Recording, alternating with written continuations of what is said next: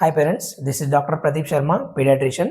చాలా మంది feeding mothers నన్ను అడుగుతున్న క్వశ్చన్, పిల్లలకి ఏ పౌడర్ అయితే బాగుంటుంది ఫీడింగ్ కోసం అని చెప్పి. సో ఈ వీడియోలో మనం పిల్లలకి ఇచ్చే పౌడర్లో బెస్ట్ పౌడర్ ఏంది చూద్దాం.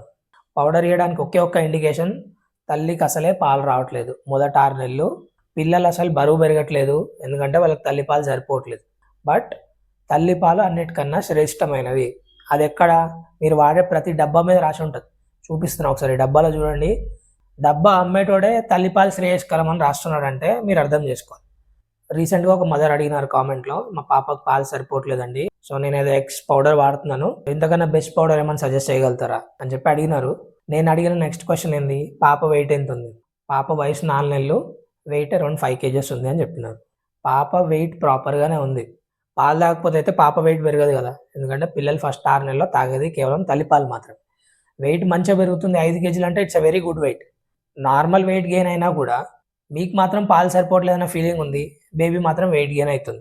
సో అనవసరంగా టెన్షన్ పడి పిల్లలకి ఏదో పౌడర్ స్టార్ట్ చేద్దామని చెప్పి ఫిక్స్ అవుతున్నారు అనవసరంగా. మళ్ళీ దానికోసం సజెషన్లు ఒకటి, నన్ను అడిగితే అయితే ఒకటే చెప్తా, వెయిట్ గెయిన్ ఉంది బేబీ అంటే మాత్రం పౌడర్ అవసరం లేదు, ఎట్టి పరిస్థితుల్లో పౌడర్ అవసరం లేదు.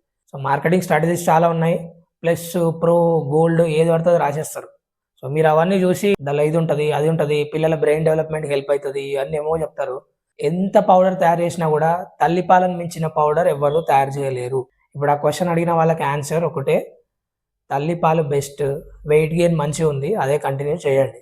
ఇంకా నేను పౌడర్ వాడతాను, నాకు ఏదో ఒక మంచి బ్రాండ్ చెప్పండి అని అడిగే వాళ్ళ కోసం ఒకటే లాస్ట్, నెత్తి వలగొట్టుకోవడానికి ఏ రాయి అయినా ఒకటే, మీకు నచ్చిన రాయి దగ్గర పోయి వలగొట్టుకోండి. సో ఇదే నా ఆన్సర్. Thank you.